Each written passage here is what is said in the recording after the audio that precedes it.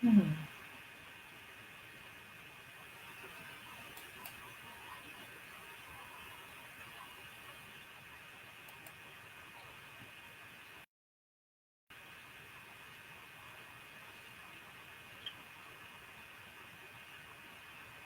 Bonsoir, patron.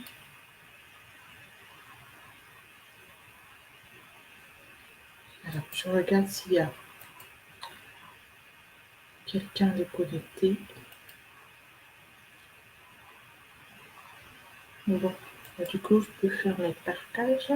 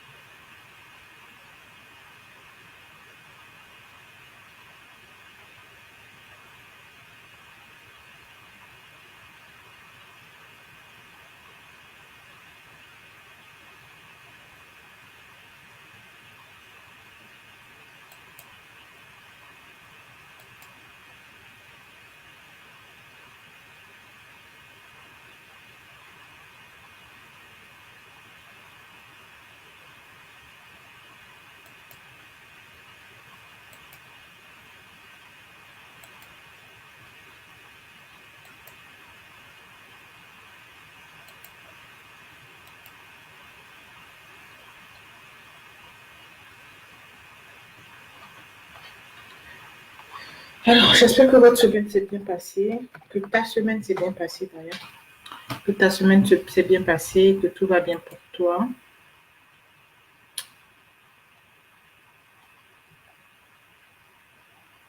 et que tu aimes ton travail ou ton activité qui te fait vivre. Si tel n'est pas le cas, comme je dis souvent, il faut chercher à faire quelque chose. Sinon, c'est le burn-out assuré ou euh, le découragement. Même si tu penses que tu es dans une période de désert, pour l'avoir expérimenté aussi, je te dirais que il faut quand même se débattre. Même si tout ce que tu fais n'a pas l'air de réussir, il faut quand même se battre parce que c'est quand même une période très formatrice. Même si ce n'est pas des business ou des métiers ou des emplois que tu vas garder, tu vas voir que tu vas en tirer tout plein de choses qui vont te servir pour la suite. Donc, c'est un conseil que je peux te donner. Tout faire pour être à l'aise dans l'activité qui te permet de vivre. Okay?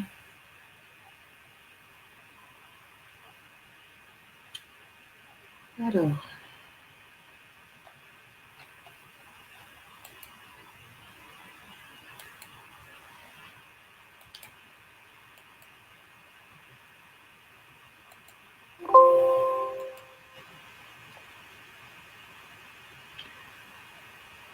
je vais commencer. Alors, au menu du jour, est-ce que le chômage est une malédiction? On va en parler en quelques minutes.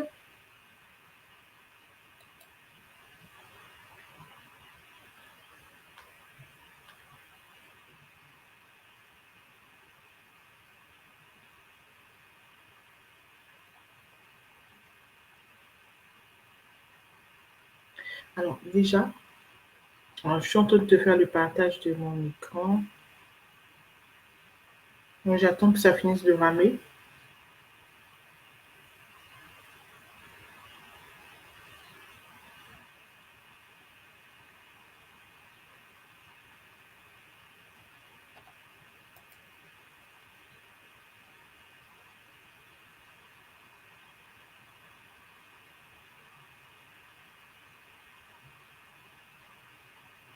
Alors, qu'est-ce que le chômage? Le chômage, c'est une période d'inactivité qui n'est pas vraiment voulue et que l'on subit parce que et que l'on subit. Alors, c'est une période remplie de frustration, c'est une période remplie d'amertume et ça se justifie par beaucoup de choses. Maintenant, est-ce que c'est la fin du monde? Non. Alors, on va savoir qu'est-ce qui peut emmener au chômage. Donc, qu'est-ce qui peut emmener à cette période d'un emploi, on va dire non désiré. Euh, alors, qu'est-ce que je vois apparaître? Alors, moi, je te montrerai mon écran tout comme ça, hein. Tout comme ça. Je ne sais pas si tu verras très bien, mais on va faire avec.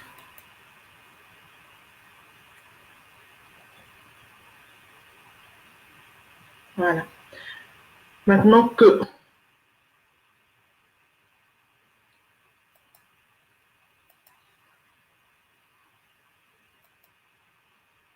Bon.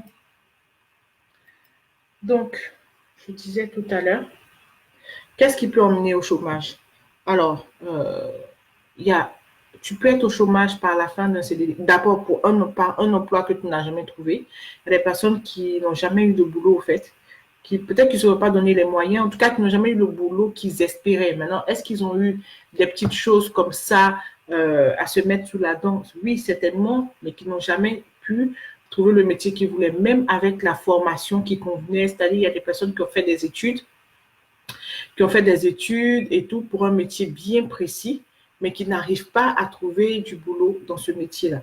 Il y a aussi des personnes qui ont eu ce qu'elles voulaient comme boulot, mais au fait, qui n'arrivent pas à avoir un emploi, on va dire à long terme, un emploi hormis les emplois bouche-trou. C'est-à-dire, on t'appelle par exemple quand quelqu'un est en congé mat, on t'appelle quand quelqu'un s'est cassé le pied, voilà. Ou bien que tu t'es toi-même lancé dans la spirale du travail en intérim, ce qui peut convenir à beaucoup de femmes d'ailleurs. Voilà, ce qui peut convenir à beaucoup de femmes, mais pour celles pour qui c'est pas voulu, au fait, c'est un peu dommage. Tu peux aussi avoir un chômage quand tu vises un certain poste et que euh, tes compétences ou tes qualifications ou ton diplôme ou en tout cas le minimum requis, au fait, tu ne l'as pas. Dans ce cas-là, tu peux facilement galérer. Tu peux aussi être au chômage quand tu n'as pas le savoir être au-delà du savoir-faire. Au fait, tu n'as pas le savoir-être qu'un poste requiert. Il faut savoir que pour tous les niveaux de poste, il y a un minimum que tu dois savoir faire. C'est vrai que le recruteur en face de toi n'a aucun moyen de savoir si tu sais le faire ou pas, à part s'il appelle, par exemple, tes références et que ces dernières en fait, ne disent pas du bien de toi. C'est vrai que c'est un peu discriminant, mais si tu ne sais pas te vendre, pour la plupart des personnes qui ne savent pas se vendre, ou la plupart des personnes qui ne sont pas, comment dire, qui n'arrivent pas à faire la différence entre discuter simplement avec une personne et être en entretien, c'est-à-dire des personnes qui balancent tout ce qui leur passe par la tête ou n'arrivent pas à comprendre ce qu'on attend d'eux en leur posant des questions. En fait, ces personnes-là n'arrivent pas à valider leur entretien par un contrat qui va être signé à la clé. Il y a beaucoup de choses qui font qu'on peut être en situation de chômage. Et moi, je crois fermement aussi que tu peux être en situation de chômage quand, par exemple, tu arrives à un moment de ta vie où tu dois faire autre chose. C'est-à-dire, par exemple, à un moment de ta vie où tu dois entreprendre, où tu dois lancer une activité. En tout cas, même si ce n'est pas sous forme d'entreprise, ça peut être sous forme d'association, ça peut être sous forme de plein d'autres choses. Je crois fermement que quand tu arrives à une période où tu n'es pas sur ta terre, tu vois, t'es pas dans ta zone de génie, dans ta zone où tu brilles, oui, il est possible que tu rames pour avoir un quelconque boulot. Même au fait, un travail que, imaginons, tu as bac plus 5 ans, je ne sais quoi, même un travail pour lequel on ne demande pas le bac, au fait, on ne te prendra pas. Il y en a qui ne te prendront pas parce que, effectivement, quand on recrute quelqu'un qui a des capacités et diplômes supérieurs à un poste, il faut savoir qu'il s'ennuie très fermement je sais pas, dans les 2 mois qui suivent et il n'en peut plus. Et aussi, il y a la frustration qui va monter, tu vas commencer à comparer la rémunération, tout ça. Bon, voilà, c'est pour ça qu'ils ne te prendront pas, mais la plupart du temps, c'est vraiment parce que tu n'es pas dans ta zone. D'accord? Donc, je ne sais pas ce que tu expérimentes, mais si tu n'arrives pas à rencontrer le poste qui est fait pour toi, si tu n'arrives pas à rencontrer l'entreprise dans laquelle tu t'éclates, parce que tu peux aussi faire des missions courtes souvent, en fait, tu te sens jamais à ta place. Tu as l'impression d'être une intruse. Bon, c'est vrai que ton contrat est court de toute façon et tu n'as pas l'impression qu'on t'intègre dans les équipes. Ça peut être aussi toi qui ne vas pas suffisamment vers les autres, mais ça peut être aussi que tu dois regarder dans une autre direction. Ça peut être aussi ça, ok?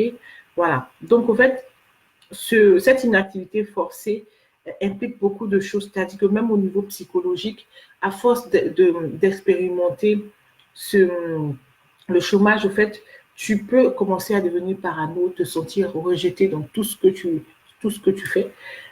Tu peux en arriver à un niveau de précarité et de pauvreté tel que tu n'as même plus de quoi t'acheter des culottes, tu n'as même plus de quoi t'acheter le minimum. Tu te sens décalé par rapport aux discussions des gens, par exemple. Quand tu as quelqu'un qui te dit, oh, j'ai trop envie de manger tel plat, tu vois, tu te dis, mais purée, quoi. Tu es tellement à l'aise que tu as envie de manger telle ou telle chose, alors qu'en fait, toi, tes besoins sont encore plus primaires que ça. Du coup, tu n'arrives plus à comprendre les gens, et je pense que les gens n'arrivent plus à te comprendre aussi, et tu t'installes dans une certaine noirceur, bon, ouais, si on veut, mais en fait, ton cœur n'est pas disposé aussi au bonheur des autres. Pour certaines personnes, hein, pas pour tout le monde, mais pour certaines personnes, ton cœur n'est pas disposé au bonheur des autres. Et puis, ça fait de toi une personne que tu n'étais pas, tu vois. Cette situation de chômage-là peut arriver à changer ton comportement, peut arriver à changer ta perception de la vie, à te rendre encore plus, un peu plus perso si tu n'étais pas perso, ou à être un peu plus sans pitié dans le sens où chacun son problème, tu vois. Voilà, ça, c'est des choses qui peuvent arriver. Maintenant, est-ce que tu peux sortir du chômage? Oui, tu peux sortir du chômage. Comment se sortir du chômage? Alors, je te dirais qu'il y a il y a beaucoup de choses à faire pour sortir du chômage. D'abord, ce que moi je te propose, c'est de faire auditer ton CV et ta lettre de motivation, d'accord? Par un professionnel. Ça peut être par, en tout cas, à toi d'identifier le professionnel. Mais c'est quelque chose que je peux faire aussi pour t'aider, ok? À regarder est-ce que les compétences sont bien marquées, est-ce que les éléments essentiels, est-ce que tu as mis une photo? Alors, ta photo donne quoi comme impression? Déjà, c'est pas obligatoire de mettre une photo. Si tu peux t'en passer, n'hésite pas à t'en passer, d'accord? Parce que des fois, comme je te disais la fois dernière, tu vois la tête d'une personne et ça t'énerve, et la personne t'énerve, tu vois. Donc, on sait jamais. Pour te donner le maximum de chance, c'est mieux de rien mettre et puis d'avoir l'occasion de décrocher ton entretien pour pouvoir défendre ton beefsteak. Voilà. Alors, donc, auditer ton CV, ta lettre de motivation. Tu peux même donner à quelqu'un de ton entourage qui te dise ce qu'ils en pensent. Si, par exemple, tu es dans un métier créatif et que ton CV est trop simple, tu sais déjà ce qu'il te reste à faire. Si tu postules pour un métier du genre comptable ou informatique et que ton CV est du genre olé olé comme si tu étais infographe, tu vois ce qu'il te reste à faire. Si, qu'est-ce que je peux dire d'autre? Ton CV n'a pas de titre, hein, ton CV n'a pas de titre, donc en fait, tu ne dis pas, par exemple, assistante commerciale, 10 ans d'expérience, disponible tout de suite. Bah, si tu ne fais pas ce genre de précision-là, bien sûr que ton CV peut passer à la trappe parce que, comme tu sais, les recruteurs ne mettent pas plus de 20 secondes au fait pour trancher s'ils gardent quelqu'un ou pas. D'accord? C'est méchant, peut-être, selon ta façon de voir, mais c'est leur façon d'évacuer le travail et puis bon, d'essayer de sélectionner au mieux. D'accord. Est-ce que ton expérience est recensée dans une, comment dire, chronologiquement, hein? Si jamais tu n'as pas de place, ne mets jamais ton CV ne doit jamais faire 2 pages. Même les personnes qui ont été DG, au fait, on leur demande d'essayer de le faire sur une page. Encore moins une personne comme tout le monde, qui a eu des responsabilités comme tout le monde, on te demande de faire ton CV sur une page. C'est-à-dire que si tu es quelqu'un qui a fait beaucoup d'inventaire ou beaucoup de boulot ou tu as changé d'entreprise, soit parce que tu étais en intérim, soit parce que tu as eu beaucoup de contrats précaires, essaie de prendre les expériences les plus significatives et puis de les marquer, ok? Voilà, tu marques que les expériences les plus significatives. Qu'est-ce que je voulais dire encore? Est-ce que tu as marqué En fait, honnêtement, quand on te demande de marquer tes hobbies ou tes loisirs ou ce que tu veux, c'est juste pour savoir, par exemple, est-ce que tu as l'esprit d'équipe? Donc, si tu mets des sports collectifs ou ce genre de choses-là, oui. Est-ce que, en fait, donc, essaie de réfléchir à ce qu'on attend de toi avant de mettre des choses. Par exemple, si tu mets que tu aimes la lecture, mais en fait, tu t'en fous de la lecture, de toute façon, tu ne sais même pas te rappeler du dernier livre que tu as lu, tu vois, ça n'a pas de sens. Si tu marques que tu es bilingue et que tu sais que, bon, voilà, tu vas pas, ça fait longtemps, par exemple, que tu n'es pas sûr de te rappeler d'avoir une conversation correcte avec quelqu'un, c'est mieux que tu ne le mettes pas. Des petites choses comme ça. Ensuite, tu vas arriver sur ta lettre de motivation qui ne doit pas être une copie de ton CV. On est d'accord? C'est quelque chose qui doit laisser transparaître ta personnalité et comme ça l'indique ta motivation, ton envie d'y arriver et puis ton envie de t'intégrer dans cette entreprise-là. Maintenant, est-ce que tu as des alternatives à la condition de salarié? Moi, je te dirais oui. Tu peux, par exemple, comme je disais la fois dernière, c'est un peu risqué. Tu peux, par exemple, te présenter si tu as envie d'entreprendre, par exemple, si tu as envie de te lancer dans tout ce qui est service, imaginons tu as envie d'être community manager, c'est un métier qui se développe beaucoup et énormément d'entreprises en cherchent, tu vois, à salarier. Donc, c'est génial parce que jusque-là, c'est maintenant que les premières formations de community manager certifiés et sous forme de diplôme, c'est maintenant qu'elles commencent à voir le jour, mais les entreprises ont besoin de gens expérimentés maintenant. Et peut-être que c'est quelque chose que toi, tu sais faire la promotion d'une marque sur Internet, peut-être parce que tu as essayé plusieurs business et tout, tu as été habitué à communiquer sur les réseaux sociaux. Tu peux te rendre à ces entretiens-là et par rapport à comment ça avance, si tu vois que tu n'as aucune chance, tu peux proposer, par exemple, ta candidature, mais cette fois-ci sous forme de business to B2B, quoi, donc d'entreprise à entreprise, et proposer tes services en tant qu'indépendant, en tant que micro-entreprise, voilà, comme tu veux, mais c'est de décrocher ce marché-là. Ce qui veut dire que pendant que tu fais tout cela, tu dois pouvoir monter ton offre. Hein, que tu dois pouvoir montrer ton offre, c'est-à-dire que idéalement avoir une plaquette d'offres avec toi qui détaille ce qu'il y a dans ton offre, ce que tu fais pour tes clients et à quel prix, tu vois, idéalement. Je ne dis pas d'avoir le contrat tout et tout, mais ça montre que tu es quand même une personne motivée, ok? Voilà, donc pour te dire que tu peux arriver à dépasser tout ça. Ensuite, qu'est-ce que tu peux faire? Bon, pour ceux qui sont en France, en tout cas, tu peux faire du portage salarial. Il faut savoir que le portage salarial, c'est toi qui vas chercher des clients. Pour ceux qui ont une aversion pour le risque, par exemple, c'est toi qui vas chercher les clients. Tu fais la prestation du client. En fait, il y a une entreprise tierce de qui tu dépenses. C'est-à-dire que si tu trouves un marché qui fait, par exemple, 2 000 euros, cette entreprise tierce-là est ton entreprise de portage. Donc, l'entreprise te déclare un peu comme si tu étais salarié. Sauf que sur les 2 000 euros, tu auras 1 000 euros comme salaire à peu près, un peu plus de 1 000 euros, mais je préfère te dire 1 000 euros. Disons 1 200 euros comme salaire. Et le reste, c'est les taxes et frais que toutes les entreprises payent, au fait, on te retire ça, et puis l'entreprise se rémunère aussi, et ce qui fait que tu as droit aux indemnités de chômage si tu arrêtes avec tes clients, tu vois. C'est une façon d'être protégé pour ne pas se lancer dans le vide. Tu as aussi la possibilité de devenir agent commercial pour certaines marques, c'est-à-dire aider certaines marques à vendre leurs produits, tu vois. Donc, tu deviens une sorte d'agent commercial, tu deviens une sorte de... Voilà. Et il y a plusieurs sites, au fait, qui proposent aux gens, il y a plein de missions. Et puis, tu choisis les missions pour lesquelles tu peux vendre des prestations. Ça revient à faire de l'affiliation. C'est-à-dire, faire de l'affiliation, c'est quoi? C'est que quelqu'un vend un produit, tu viens, tu lui dis, bon, écoute, je veux vendre aussi tel produit pour t'aider. Tu me proposes combien de pourcents? Et la personne te propose le pourcentage et tu vends les formations, les produits physiques de la personne. Ça peut être parce que la personne te laisse des échantillons ou ça peut être parce que la personne te laisse des photos. Et ensuite, tu vends. Et donc, dès que tu as fait une vente, dès que tu as un client, tu dis à la personne, bah, il faudra livrer le produit à madame telle ou monsieur un tel. Et puis, la personne fait la livraison et elle t'envoie ce qu'elle te doit. D'accord? Et ça, c'est de l'affiliation. Voilà. Donc, tu peux faire ça aussi. Tu peux aussi, pour ceux qui ont peur de créer une entreprise parce que les taxes et quoi, et vos allocations et tout ce qu'on sait derrière, tu peux créer une association et puis exercer dans un domaine que tu aimes bien, où tu penses que tu peux. En fait, ça peut te servir à tâter le terrain, c'est-à-dire à voir est-ce qu'il y a des gens derrière, est-ce qu'il y a des clients qui pourraient t'acheter cette prestation. Voilà. Donc, au lieu de créer une entreprise, plus que c'est juste pour essayer, tu le fais en tu le fais, tu le fais sous forme d'association. Par contre, il y a un petit bémol, c'est qu'avec une association, tu peux par exemple décider, imaginons que tu sois comptable dans la vraie vie, mais depuis un moment, tu n'arrives pas à trouver du boulot, donc tu décides de voir les petits entrepreneurs, vu qu'ils ont l'obligation de suivre leur comptabilité, mais en fait, il y en a qui n'arrivent pas parce qu'ils n'ont pas envie, parce qu'ils sont débordés et tout.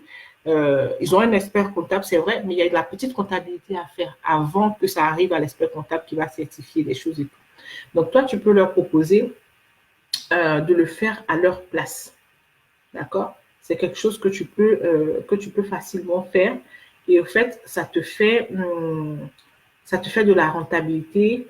Par contre, dans l'association, tu ne pourras pas, tu pourras te rémunérer. Mais du moment où toi, chef, président de l'association, tu te rémunères, l'association est directement soumise aux impôts, pardon, comme toutes les autres entreprises du secteur où tu t'es mise.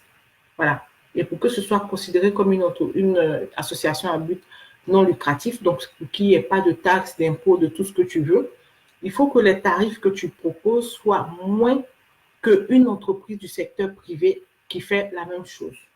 Ensuite, il faut que le président ne se fasse pas payer. Mais bon, on est d'accord que si tu fais ça, c'est pour tester l'activité et te faire payer. Donc, ça veut dire que si tu te fais payer, tu perds un peu, tu perds le côté association à but non lucratif.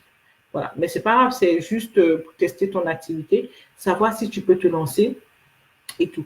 Ensuite, le dernier truc que je te conseillerais, ça serait de réfléchir à te lancer, à entreprendre, tu vois. Il faut se lancer pour entreprendre. En fait, tu ne vas pas souffrir pendant X temps parce que autrui ne t'embauche pas. Moi, je trouve ça vraiment, je vais pas dire bête, hein, je vais essayer de pas dire ça, mais je trouve ça pas très fut. Parce que si des gens ne te prennent pas et que tu n'arrives pas à comprendre pourquoi est-ce on ne t'embauche pas, si tu n'arrives pas, si tu arrives, corrige, essaie de corriger ce qui fait qu'on ne t'embauche pas.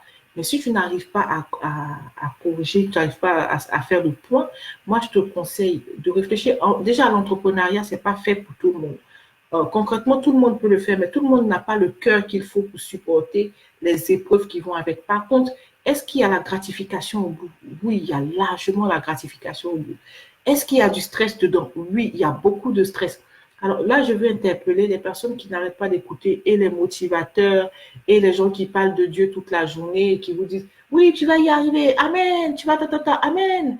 Les motivateurs qui vous disent tu vas être milliardaire, tu vas être millionnaire, allez, comment on fait le dropshipping? Allez, comme si le dropshipping pouvait rendre quelqu'un milliardaire déjà.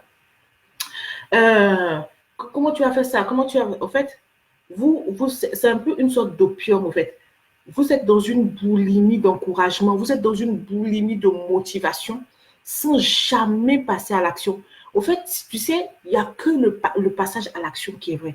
Par exemple, là, je ne suis pas satisfaite du nombre de personnes qui suivent le live, mais qu'est-ce qui se passe? C'est que je m'en fous parce que c'est quelque chose que je fais déjà pour motiver les personnes elles-mêmes à se lancer une fois pour toutes, hein, mais surtout, pourquoi je le fais? C'est pour maintenir une cadence, c'est-à-dire que tu as envie, tu n'as pas envie, tu es dans l'entrepreneuriat, tu vois. Tu es déjà lancé, ce n'est pas pour reculer, tu vois. J'aurais bien envie de fermer mon truc et tout, aller dormir, mais je me suis engagée, je me suis dit, chaque dimanche, je fais des lives à 22h, qu'il pleuve, qu'il neige, qu'il vente, sauf si je n'ai pas l'électricité, sauf si je n'ai pas Internet chez moi. Et quand tu te lances dans l'entrepreneuriat, tu vas voir, des fois, c'est difficile, mais tu t'es engagé, tu vas jusqu'au bout de ton truc.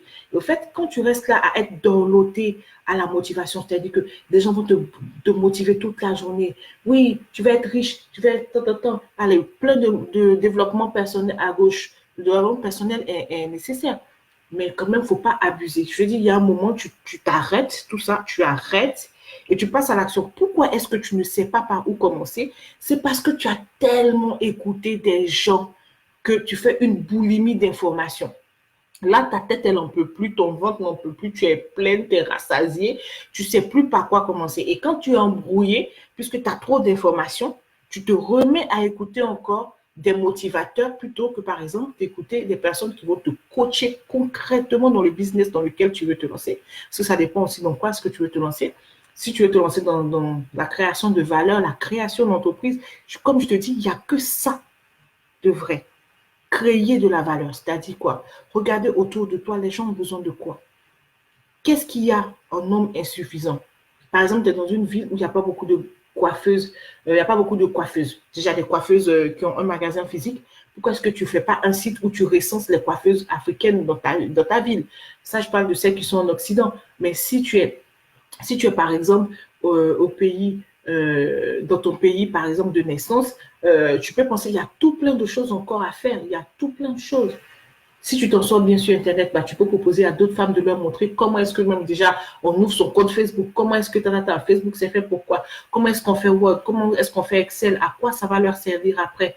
Moi, je vois des personnes qui étaient anciennement assistants de direction et autres qui aujourd'hui n'arrivent pas à suivre, par exemple, savoir comment est-ce que le pack office fonctionne. C'est peut-être des choses que tu sais faire, mais tu dors avec, tu préfères regarder Nollywood, tu préfères écouter tous les coachs motivateurs, les coachs de développement personnel, tous les pasteurs de Facebook et de YouTube et de je sais pas quoi et de je sais pas quoi. Après, c'est ta décision. Moi, je te dis, ce qui marche pour moi, je vais toujours continuer à foncer. Je ne vais pas m'arrêter parce que j'ai vu ce que ça fait quand tu décides de passer à l'action.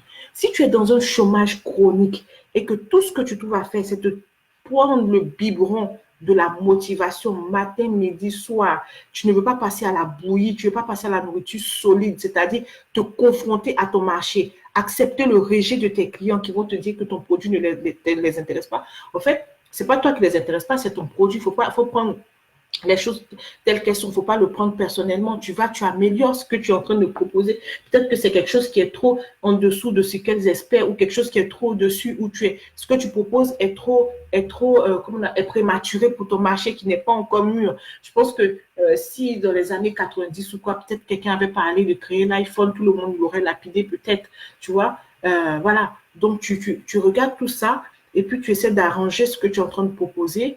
Et puis, tu fais quelque chose de professionnel. Il faut savoir que même quand tu es dans ta période de souffrance ou même quand personne ne regarde ta candidature, tu peux toujours postuler en créant ton business. D'accord? Parce que c'est très, très éprouvant pour la tête. Alors, déjà, quand tu n'as pas eu une longue période de chômage, déjà, le fait d'aller en entretien, c'est un peu comme si tu te mettais à nu tout le temps. Oui, mais pourquoi vous avez quitté telle entreprise pour une telle? Dites-moi vos qualités, dites-moi vos défauts. Mais purée, mais tu as envie de dire, voilà, ça ne vous regarde pas, quoi. Puis, de toute façon, tu t'en fous, tu veux juste le travail. Mais tu es obligé de sortir des trucs, tu es obligé de réfléchir, tu es obligé de faire attention à tout ce que tu dis. C'est éprouvant. À partir d'un moment, tu n'en peux plus. Tu fais un burn-out de candidature, tu fais un burn-out de chômage. Oui, on peut être en burn-out aussi quand on est au chômage. C'est-à-dire qu'à un moment, tu n'en peux plus de raconter à tout le monde.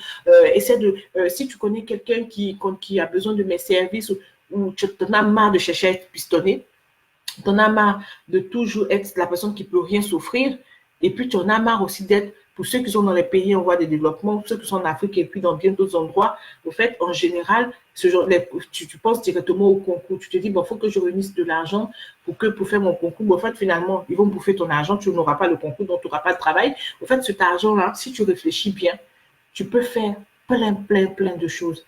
Au fait, pour trouver une idée, c'est pas compliqué. Tu regardes tes propres frustrations. De quoi est-ce que tu as besoin? Et puis, j'essaie d'imaginer des solutions possibles. Bah, si ce n'est pas sur toi, c'est sur d'autres personnes autour de toi.